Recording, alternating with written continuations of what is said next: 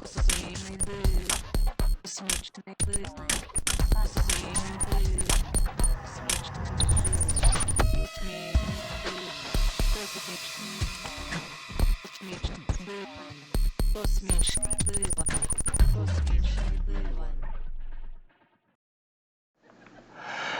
up? Welcome to Space Couch. We are back. It's so good to be back. Happy whatever it is today. I can't tell.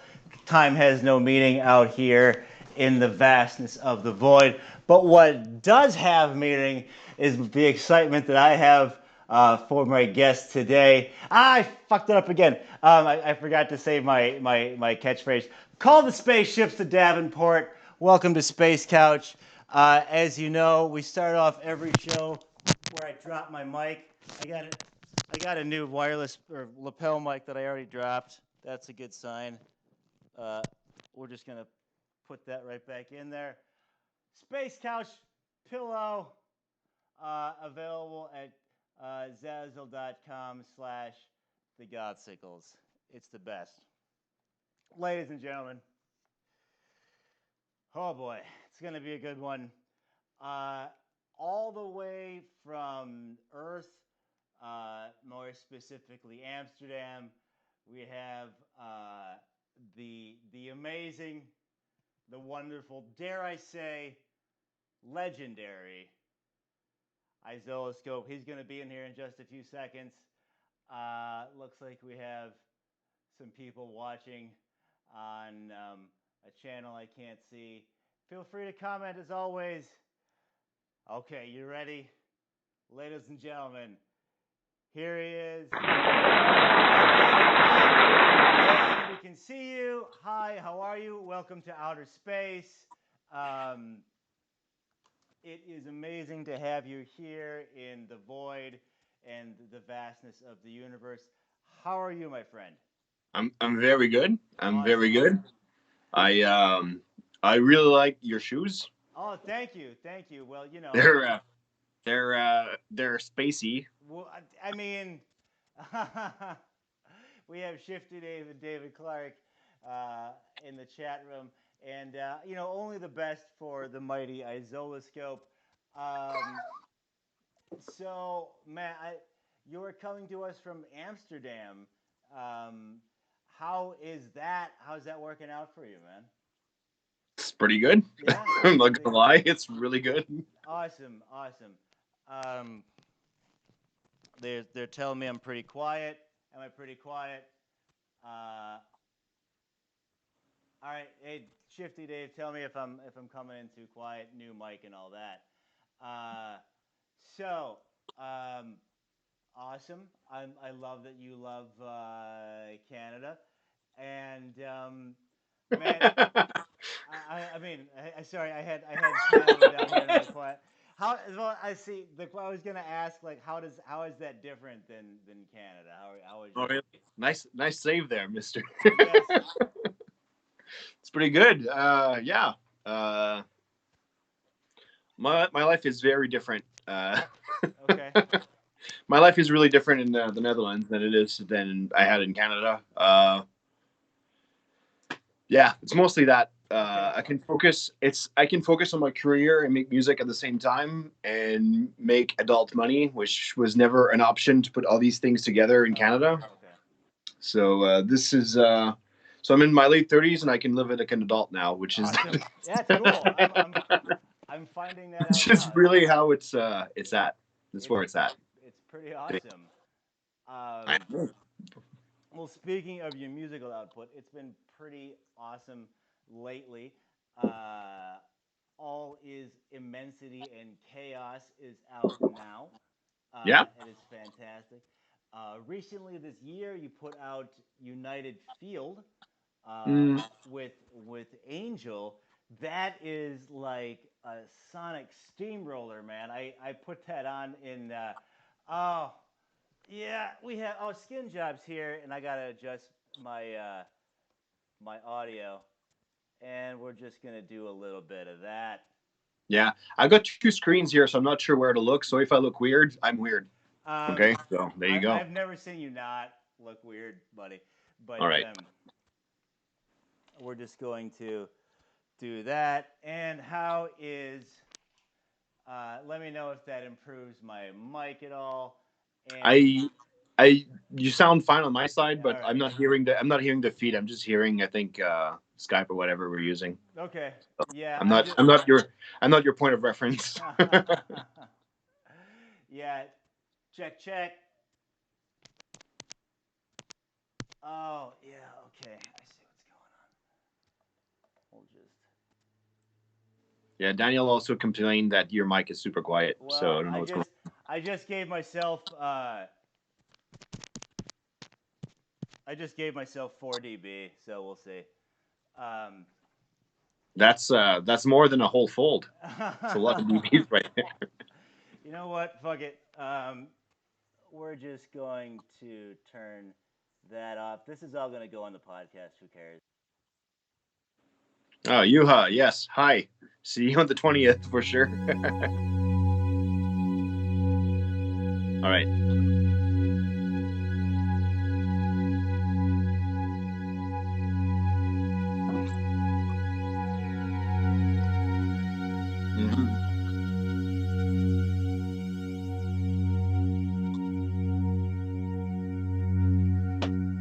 I had a friend from Canada visiting. I don't even remember who it was.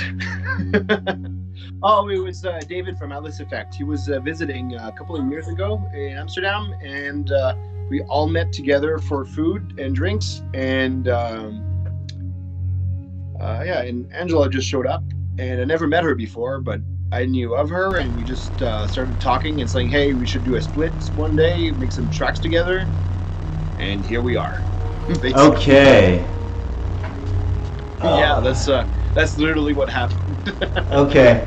Yeah, no, I messed up. Messed up my mic situation, and we'll get this. You're making stick, all right? Yeah. Oh no, that's media source and NDI source. Check. And we're just gonna put that down there. We're gonna put you here. Okay, we're gonna be good. Now we are. Check. Saying that you're loud and static. Check, and all right. Okay. Got it. And everything will be fine. Everything will be fine. All is well. It's last words. Well, it's a pretty great album, man. Well, thanks. It was. I'm surprised how much attention it got from Juno downloads. I think we were number 1 for a couple of weeks. That's awesome. Yeah. It was like, okay, I guess. Well, you put that out on Beatport, yeah. What was that experience it wasn't like? my call. It was Industrial Strength Records in New York. That okay. Lenny's label. Yeah, she's the one that plugged me with these guys. They did a fantastic job promoting it.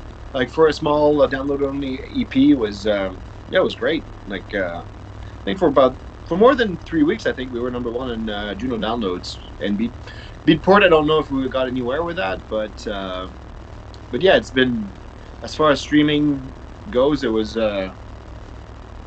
I'm pleasantly surprised. That's awesome. That's awesome.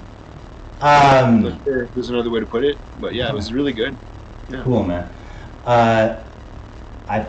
Well, I mean, credit where credit's due. It's really good. Yeah. Thanks. Audience, let me know if we're still peaking. I think we're going to be okay. So, I know you've got some music in the works, most likely, but what you definitely have is a ton of shows coming up. I'm just going to run through these real quick, if that's cool. June 22nd in Aachen in Germany. July 20th in Helsinki, Finland. Big ups to Juha. August 30th back in Canada in Montreal. September 7th in Hamburg. And October 24 in Mannheim. But yeah, Daniel, there's a little bit of a a slap shot fix there. My lapel mic that I bought especially for this episode decided to crap out. So we're just going off of other mics. Yeah, I'm gonna be a little reverby. That's okay. That's what we're gonna have happen. Because we're just gonna be in the vastness of. You should not care how reverby you are because you're wearing these shoes. Don't worry about it. Okay. It's fine. Awesome. So. Moving on. Well, no, I wanted to go back to the shows because like you were a beast, man. Like there. Rare. Oh, do you have to? Do you? How is your like mental preparation for all these sets, or is it like people just emailing you say, okay, I guess we're playing Germany a whole bunch this year, like? That is a big advantage I have from living in the Netherlands. Going to Germany is a 2-hour train ride. Nice. Which makes a big ass difference. So cool, man. Yeah, I can now organize shows on the weekends, which is life changing for me for sure. Awesome. And yeah. But it's really just mostly it's promoters contacting me, asking me if I want to play. I don't even remember when's the last time I reached out to do a show. Maybe 2 years ago for Wave Gothic Traffic. So, well, you did. I'm pretty busy. Like honestly, I'm really you happy are about a busy boy. It's happening effortlessly, and that's really enjoyable. That's amazing. Absolutely, no complaints here. That's awesome. The what's up to Carrie and Science Fiction is in the place. You played the very last Machine Infest. Yes. What was that like? Yeah, I was there. Hold on. Big heart. Yeah. Making the heart thing here. I gotcha. Love it. Good crowd for that one then? I wasn't there, obviously. No, if you'd be there, you'd know. That was actually one of the highlights of my life. Like, no shit. Final Machine Fest show. It was so many. I don't think that has to be at least the top 3 biggest crowds I've ever played to. It was packed. The sound was incredible. What was his name? I don't remember his name, but I'll remember his name later. But the sound engineer there is phenomenal, and he did an incredible job. And it's like, yeah, he's sounding like $1 million, like literally $1 million, because that sound system probably costs way more than $1 million. Yeah. Oh, that's fantastic. Words, positive words. Okay. I don't even know what to say. It was just, it was great.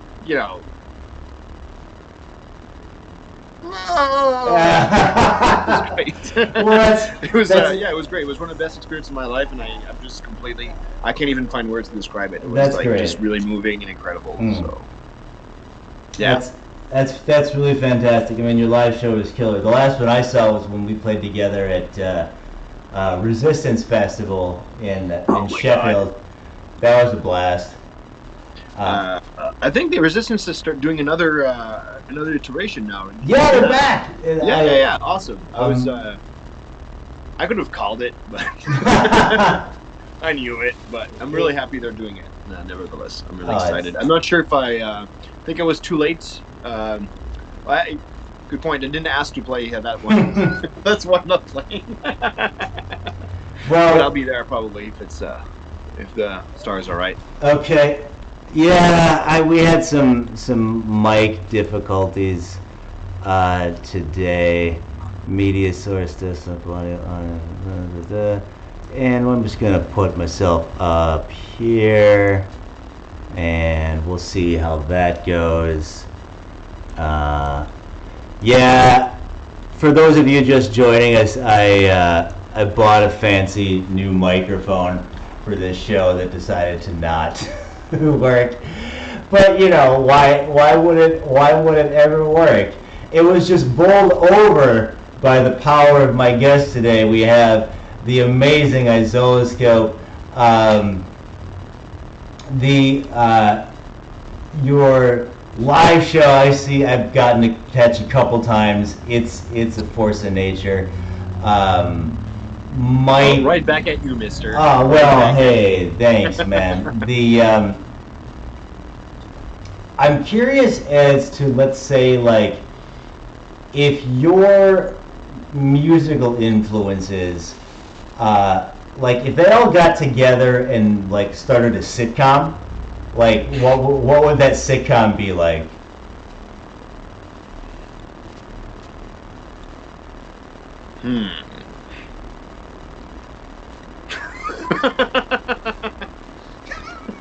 That is not a dumbass question, but I can't come with a dumbass answer. That's all right. That's okay. That's okay.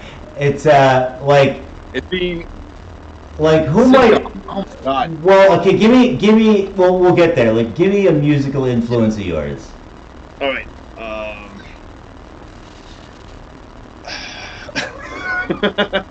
All right. You know, right at the beginning, the two bands that really got me into this kind of music were Dash Nepal and Exorcist. Oh, nice. Okay. Yeah. Then probably Hot Job after that, basically. Oh, hey. And Nice. Akamasats. Nice. So I think like it'd be weird. It'd be. I don't know how these people would interact with each other. Yeah, I feel like I have no idea how they would interact. It would be weird. It would be a really. I think it would be uneventful. it's just like it's a sitcom where nobody talks to each other. Everybody like just works on music in their room, and Pretty much. Basically. Yeah. You need to send in there a comic relief that just antagonizes every one of them. Right. You have to see how they interact with that person. So I guess it would be really like an old-fashioned sitcom, like a 50s sitcom, where everything is completely polished. Okay. And like with like bizarre family values that were nobody's family values to begin with, but then completely surreal and with dysfunctional or sort of dysfunctional adults. There you go. How's that? Well, Yeah. Brad from Torrent Vaccine says that I'm setting you up for a Golden Girls joke, which I am not, but I would like to see You the know what? episode. It would be exact. That's Golden Girls. Golden Girls. Got Yes. it. Golden And Girls. like instead of St. Olaf, like Daniel's always telling people about stories from like Hamburg or wherever he's from, which I like. Or he's got like some catchphrase like "Was ist los?" and you know they play that canned laughter. Hashtag yeah. Yeah. That's the end of the show. Hashtag yeah. Yeah. Okay. Oh. All right. We got. We got there. So, based on the success of All Is Immensity and Chaos and False Vacuum, which I thought was dope as fuck, and if you know, if that remix I did ever comes out, let me know. But We got to talk about that remix because I really like it, but I have no idea where to put it. I'll just throw it out into the world. Who I cares? really want to. Like it's hilarious and it's great, but there's a problem with with German labels in general. They don't get English jokes that well. Okay, all right. Well, might that lead to something like a side project? Like, I know You know you in that first Voster. Like, do you have anything in the works like that? Dude, nothing is like that, and you know it. But yeah, let's talk about it afterwards. I think we can. I think we can make something happen. Oh yeah. Well, I mean, you know, if you just throw it out, but like, I just am curious I'm curious as to what might be next for you, musically. Like, are you working on stuff right now, or are you concentrating on this live show thing? No, I'm really Well, I'm always like, I'm not concentrating on live shows because I'm doing them. Oh yeah. But I'm working on something that'd be more into industrial techno. Oh, cool. I'm not even sure if I'm gonna call it iszoloscope because it does. It's my palette of sounds that I've been using for iszoloscope for a while, but the structure's a bit different, the texture's a bit different. I don't know yet. It's too premature to make to decide yet. But yeah, I'm really happy with what I got so far. I don't have any structures. I just got sounds, and yeah. Okay. It's really, yeah. There is something, but it's not something I'm ready to show yet. Let's just put it that way. Awesome. I'm really happy with what I got so far. Well, that's gotta feel good. I'm gonna be as I'm gonna be as vague as that. Yeah, the internet will know as soon as it's ready. Trust me. So. Well, you heard it here on Space Couch, but not the Space Couch. I'm sorry. Like I got nothing to show basically. There's plenty of pieces, but the pieces aren't put together. So you can put that. You can't really shove that piece inside your Space Couch yet. Okay. Well, yes, we'll fish it out from the cushions when that's released. But I am very excited about that.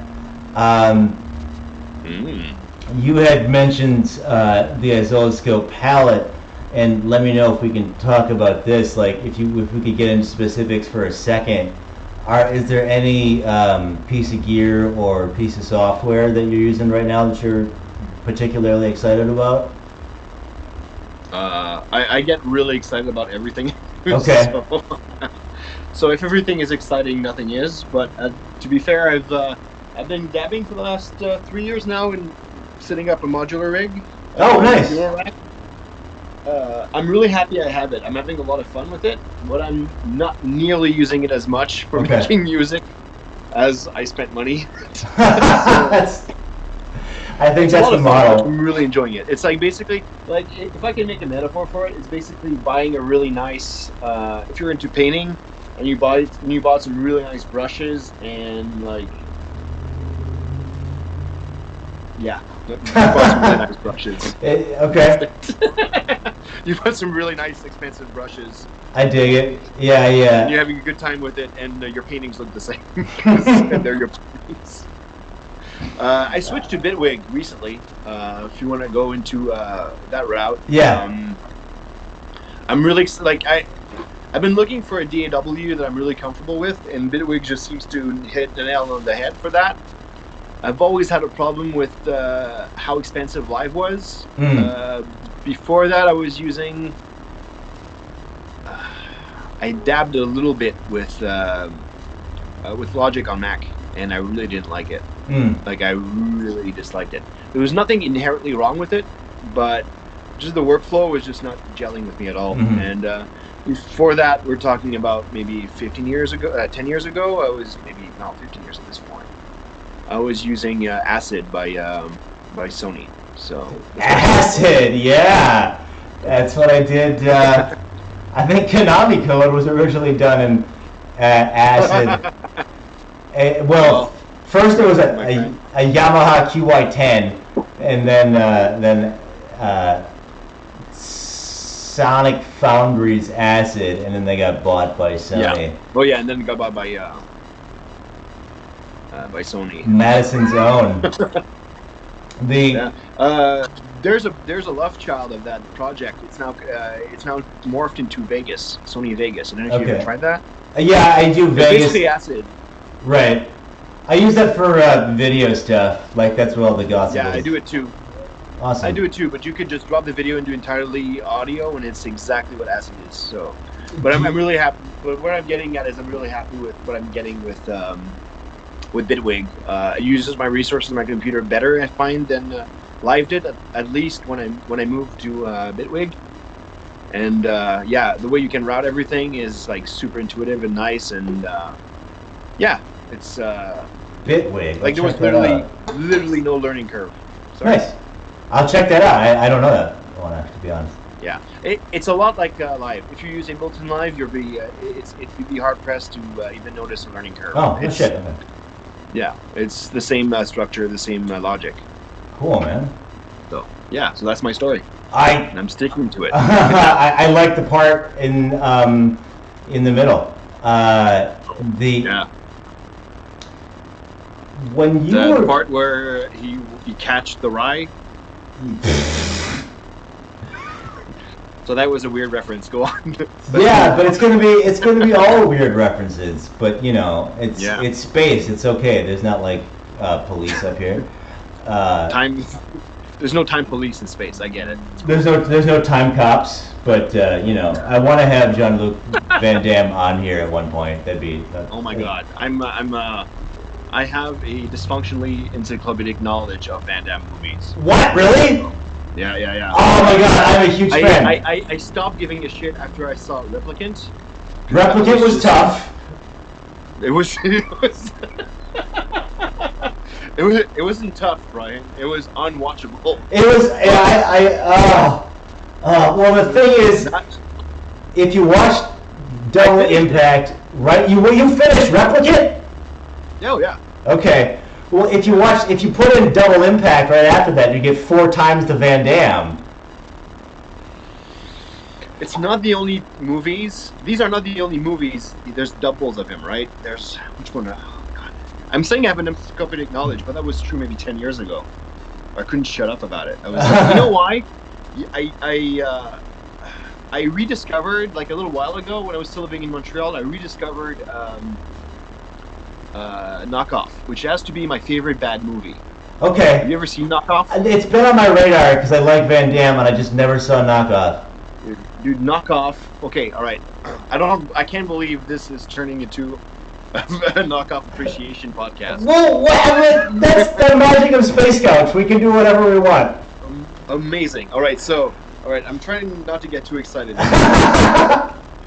Because, all right, so Knockoff.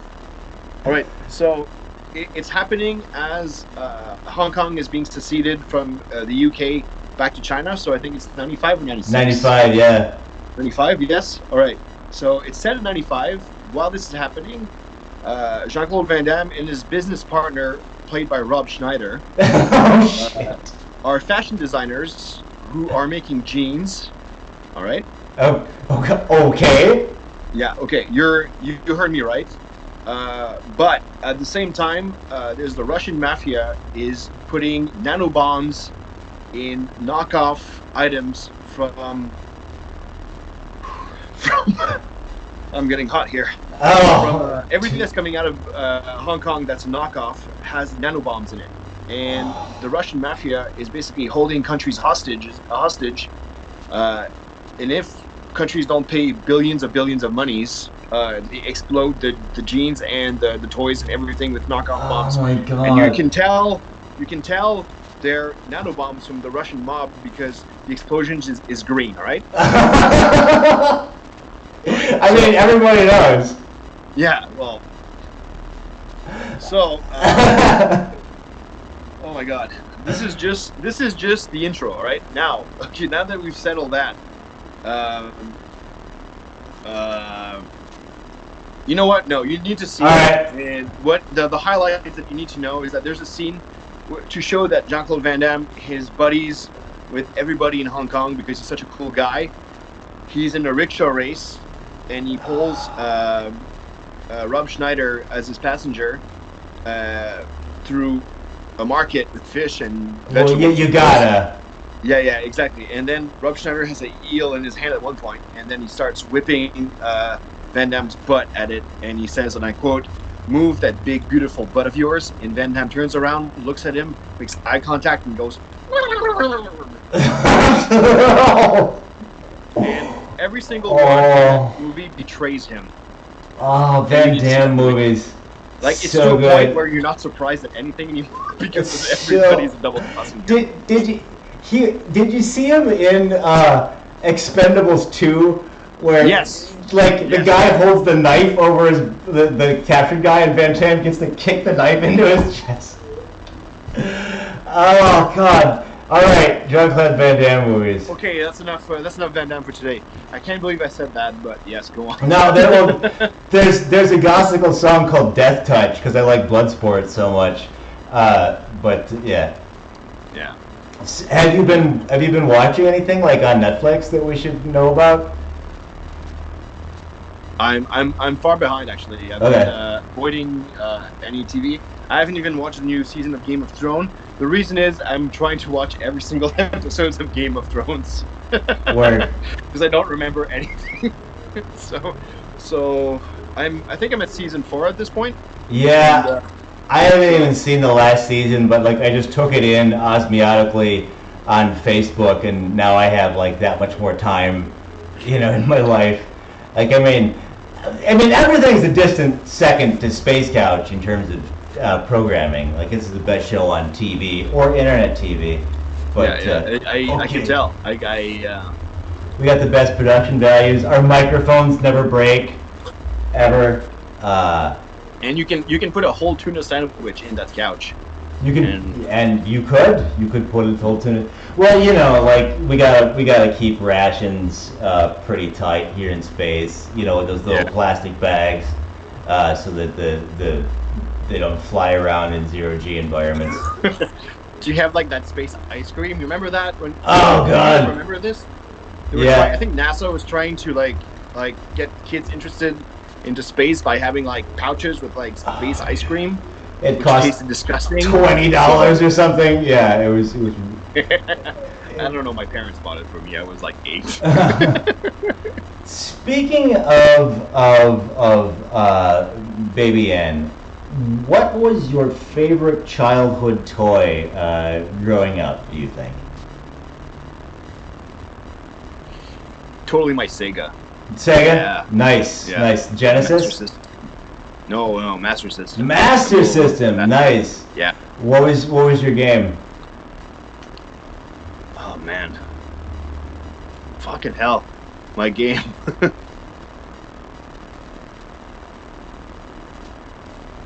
I remember those that I really didn't like. What was the knockoff of Master System games? Piece of shit game was what was it called? I'm putting you on the spot. I'm sorry. I didn't. Oh my, you're putting me on the spot. Like I haven't thought about that it in a while. That is okay.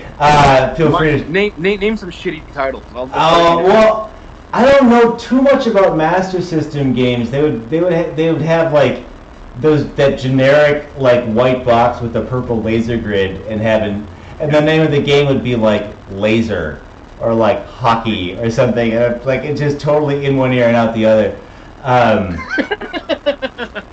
Their marketing strategy didn't it wasn't stellar, and then they would port them to Genesis, and it would be okay.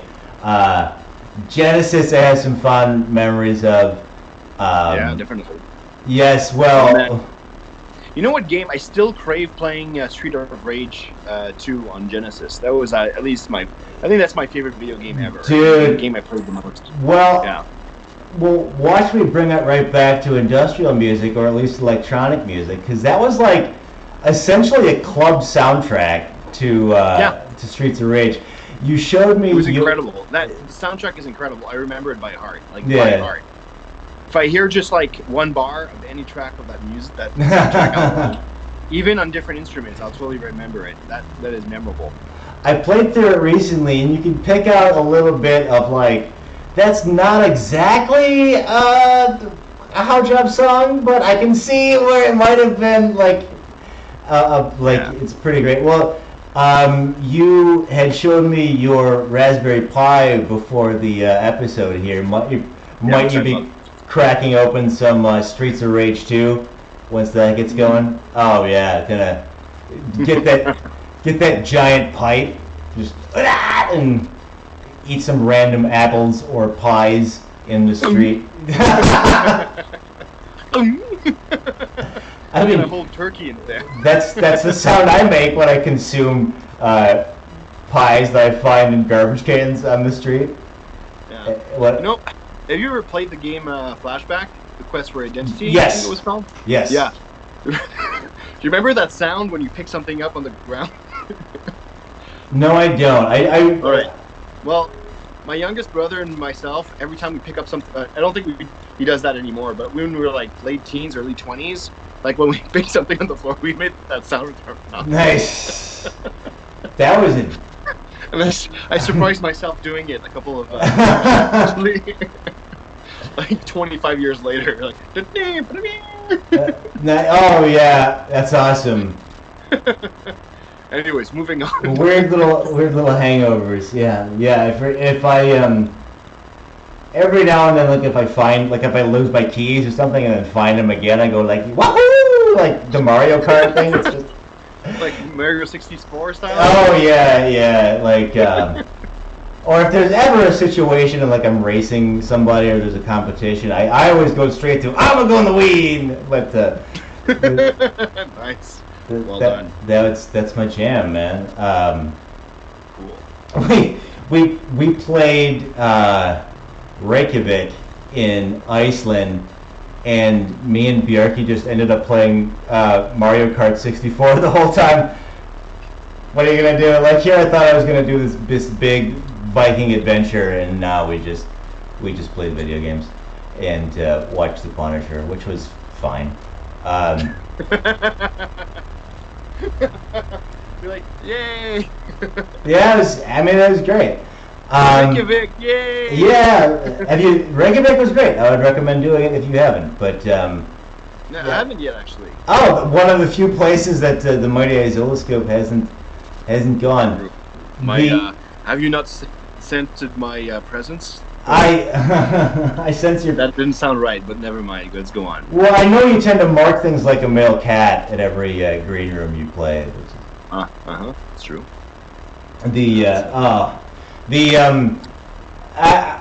would advise everyone listening to start their own industrial band and get at least to festival level prominence, so you can hang out backstage with iszoloscope, as I have. It's truly a wonderful thing in life. Your live shows are still just you, right?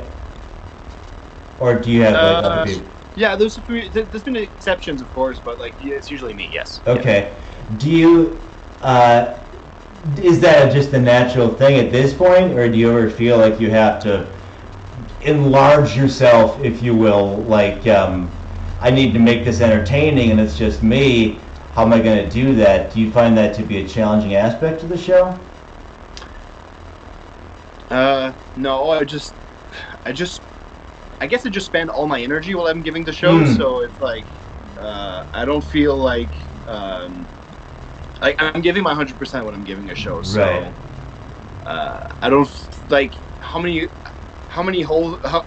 much can you fill basically. I've been working on our video projection also very hard, and I'm really happy with what I got with the video projection. So between my physical performance and what's happening on the screen, I think I'm covering most of the bases. That's awesome. Yeah. You're doing the video work yourself?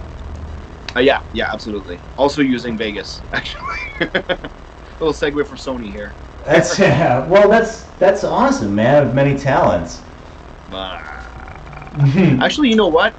This came from me dealing. Okay, I don't want to poo-poo on VJs because I work with really awesome VJs. But when you have a shitty VJ, I think it completely kills the vibe of a night. And I've noticed that most shitty VJs have no idea that how shitty they really are. And it's been problematic for me. Like maybe 5 years ago, I think. I did several shows. I'm not going to put anybody on the spot here, of course. I don't think they're into the kind of music I was doing anyways to begin with. But spinning skulls and like World War II footage and tanks, like no. Yeah, come on, no. Man, come on. No. Yeah, like I feel like. To be fair, I know a lot of VJs that are super talented, and whenever I know that they can work with me, I get excited and stoked about it. Okay. But the prospect of having a terrible VJ doing a show with me just like ruins the experience for me as far as I'm concerned. So this is like after I had a really really bad VJ doing a show with me, I basically decided to do my own video. Like if this guy can do that, that's what I said. There you go. I'm pretty happy with it. Like, and I really want to stress that I'm not poo-pooing on all VJs. Like, I'm just saying, like, when I really enjoy it when there's a synergy between the live act and video projection. And I know, like, some people do, like, custom mapping also on 3D objects. And it's mind-blowing, mind-boggling stuff that's being done right now. It's really interesting. But when you're dealing with a lazy VJ or somebody that has that's basically satisfied with something mediocre, I think it just really hinders the whole experience, and that's really frustrating for me. Like, I don't mind relinquishing some control over the performance. If I know that the other person is giving their 100%, and if I feel like that person not only does not give a shit, but rather be somewhere else and have like 3 things on the loop, like, and that sucks for everyone, you know, like that arguably sucks for that person because clearly they would rather be doing something else. So yeah. That's fantastic. So if you are in, I'll pretend to be professional and plug any of Aachen, Helsinki, Montreal, Hamburg, or Mannheim. If you like the visuals, they are. Hamburg. And did I say Hamburg? Oh, I'm sorry, Hamburg. It depends on the venue. Also, some venues will not. You know, there's just no space for video projection. But yeah, like Aachen, I'm not sure if it's the place I'm gonna play. I'm not sure if it's gonna be even an option. But like whatever. If it's an option, I'll do projection for sure. Okay, so not only potentially will you hear the amazing iszoloscope, but you'll see videos from him as well. Forgive me if we've talked about this, because I don't know if we have, but I'm a pretty big Lovecraft fan, and I know like Audient Void is like a Lovecraft quote, if not a reference. Is there any reference or influence to H.P. Lovecraft in iszoloscope, or is that just for that title? Well, subjectively, yeah, you know, like, because the logo, the iszoloscope logo is Necronomicon-ish. I just didn't know. Yeah. Okay. It's my take on it, basically. Okay. Awesome. But yeah, no, definitely. Like, I've been really, especially when I started developing the aesthetics that I was doing. Yeah, I think Lovecraft was definitely a good influence at that point in time. There was a few one. What's his name again? Beksiński, the painter, the Polish painter. Big time also. Cool. I really like the concept of spaces that are impossible, and that's really what got me interested in working with production and making music is creating spaces and using reverbs and spaces, how they resonated, and yeah, I basically like to create soundscapes that sound like they're in a specific environment, and most of the time that would sound impossible to be in, you know. Awesome. So yeah, that's what I'm looking for. I'm looking for I want the sound that I'm making to evoke a place or space that's either impossible or very surreal. So yeah, so definitely, like, I think the way Lovecraft articulated a lot of its of how the description of spaces, especially with impossible geometries and and all the Lovecraftiness of it. So yes. Really helped me. I basically focused my energy, I think, in my creative energy into something contextualizable. Very cool. No, I love it. Yeah, I got it. It's like you're into space impossibilities. Like, I don't know, a couch in space is. So you may be the most subject appropriate guest we've ever had on because your couch is in space, and there's so much reverb in your voice right now. I know, my mic. I'm hearing the. I suppose, is it a shuttle or is it just space? Are you like in a force field? Yeah. Well, I mean, there's a psionic barrier that I use with the power of my mind. So like sometimes. Are you a fan of Ultra Psychonics? Of what now? Ultra Psychonics. I like the first episode. I don't know what that is. No, it's basically a bullshit book that was written in the 70s, I think, about magic. Okay. I had to get a copy of it. It's hilarious. It's basically, it's a completely fake magic book, basically, with magic spells and how. Oh wow! Okay. Power of the mind. and it's actually hilarious. Like, Awesome. It's clearly some guy that was laughing his ass off as he was doing it. Awesome. And there's actually an This American Life episode about it. Oh, okay. Down, he's dead now, but his daughter like goes on, and it's exactly how I imagined it to be, and it's beautiful. Hell yeah! Oh man, So samples for days. So if you want to use bullshit voodoo magic Yes. terminology, that book just is a gold mine of it. It's amazing. Okay. See, this is one of the many reasons why I'm so excited about Space Couch. Not only do I get to talk with my friends over the internet, but I picked up amazing references, ultra psionics. Oh man, I am. It's like you just open in any page and you read through, and it's the examples. The examples that the author gives are pretty hilarious. All right. So. All right. Yeah, and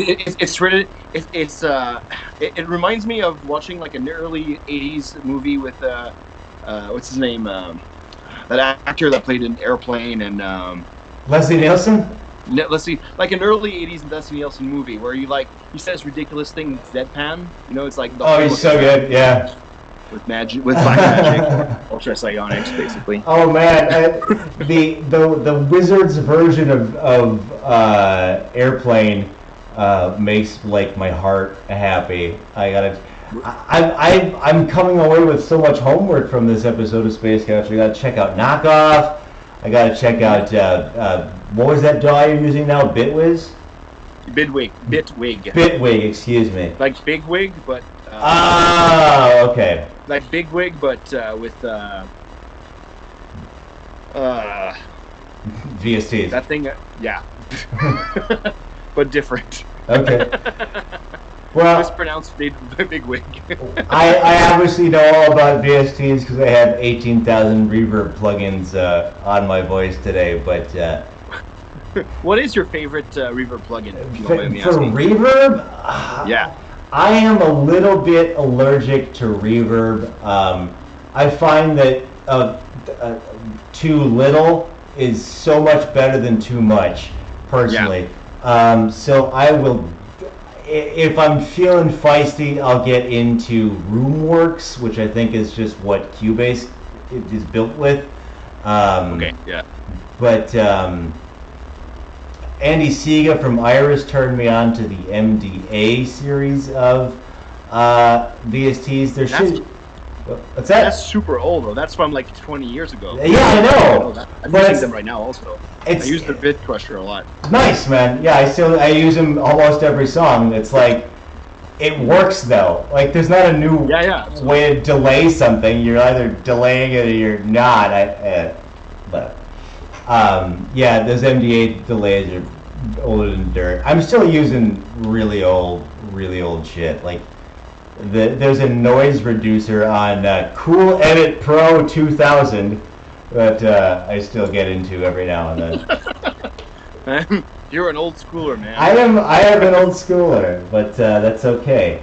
No judgment, just a little bit, but you know. Well, To be fair, I'm asking because there's a handful of really good, like, when I started I was using I don't even remember what it's called. I was using a DirectX plugin that sounded really, really good, and then it was discontinued and it stopped working with anything, and I started using other reverbs, and I realized how superior that one sounded from anything I had. And it's only recently when I started to be actually happy with the reverbs I've been using, with the quality.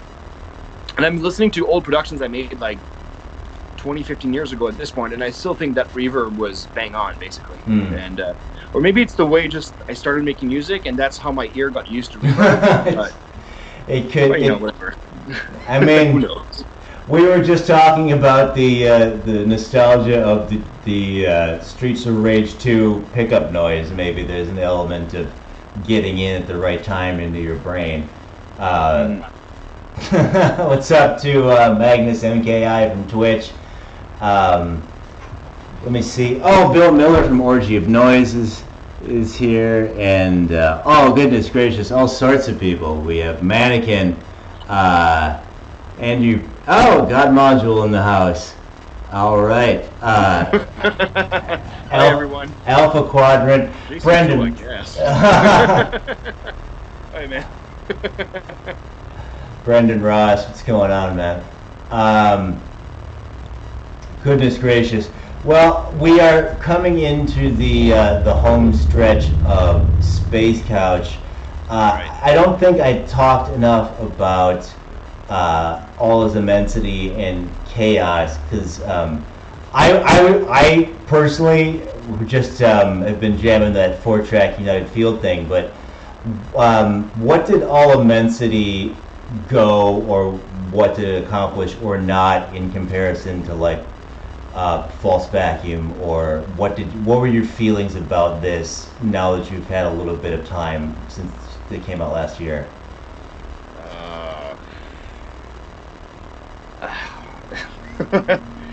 Production-wise, you mean? Or? Sure, yeah, let's do that. Yeah.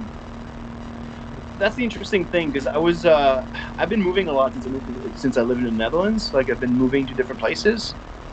So getting used to a space and getting used to my speaker in the space has been really difficult. I've been living in the same place now, and I have a lease for as long as this is the first really stable place I have for years at this point. So I don't know if you noticed, but I've already acoustically treated the space, and I'm really enjoying that.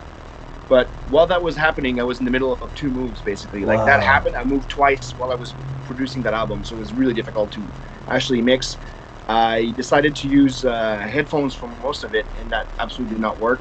I had to do a few things over and over again. I wish I had more time on that album, simply for tweaking some of the production, but I don't know if it's just me noticing it, or if anybody even can notice it, of course, but it's just, it's when it's your own work. Sure. For me, at least, I want things to be as best as I can, Totally. Yeah, so, but yeah, I've been moving a lot since I moved to Europe. So, like, I really had a luxury. I didn't know I had this luxury of having the same space for a long time in Montreal when I was living there. Like, I don't think I appreciated that, but if I could do anything differently for this album, this is the baseline of that question, I wish I would have done it into a different room that was better acoustically treated. So fascinating. Yeah. Okay. That's about it. No, that's great, man. Like, I mean, I know the feeling, like, where it's 2 a.m. or something, so I have my headphones on, and I'm like just like rocking up, like, oh, I'm amazing. This is gonna be the best Gospel track ever, and then I throw it into the speakers the next day, and just like, this is insanely bad. But yeah, well, there's 2 things. Like, I narrowed a good pair of headphones that I've been using. They sound pretty good. The half opens from Biodynamics. Is it Biodynamics? I don't even remember. Okay. The DT880 Pro, basically. If you can see it. Oh yeah, DT80 Pro. Yeah, the semi-open. I think it's. I don't remember. I don't want to. I'm saying Biodynamics. That's it. They sound pretty good. Because they're half open, though, the bass is not what I like it to be. But if it would be closed and I could have the bass as I want it to be, all the frequency would be all over the place. So. Okay. I've been using, what's that software called? Really helpful. SonarWorks. They do EQ corrections on your on headphones. What? I didn't know. Yeah, it sounds amazing. It sounds really good. The problem is, like, there's some ringing sometimes because of the algorithm, I guess, they're using for their EQ. But except for that, like, it prevented me from making a lot of mistakes. That being said, like, ear fatigue is ear fatigue, and it happens. Totally. So, I didn't know. After a while, you don't hear anything. Like, after like 3 hours, even at low volume, maybe like after 4 hours. Like, usually when I work, I can work for 12 hours at a time. Like, if you've been at it for 12 hours and you have headphones on, like, I can't hear anything, and I'm still doing it, and I'm like, that's what I mean. If I'd have a room, like, that time would have been invested. Like, that time would have been better used, and I would have spent a lot less time correcting and a lot more time creating and actually, yeah. Awesome. We will. What I said. That will be our out. We learned so much today about. We'll just now EQ correction for headphones, but get a treated room if you can. Yeah. You will want to check out that ISZOLOSOPE schedule if you are in Germany, Helsinki, Montreal, or also Germany. And Hamburg. You will want to check out Knockoff. Yeah. And or don't. I don't know. Well, I'm gonna play the audiobook of Ultrasonics while I watch Knockoff and just have my mind blown. Like, all right. You want to hear every single thing and not. You know what? We should just do a special version of this show, Space Couch, where we watch and riff Knockoff. Okay. We All right. It's industrial movie commentary. It's gonna be awesome. Oh man, yeah, we'll get Jurgen. It'll be great. All right. So this is gonna be Space Couch signing out. Thank you so much, my friend. So you're very welcome. Thank you very much. All right. Stay safe in space, man. I'll try to get that mic fixed, but like life support takes some power, and yeah, I've watched Star Trek. I know what you're up to. Yeah, well, we're running low on dilithium crystals and contained singularities.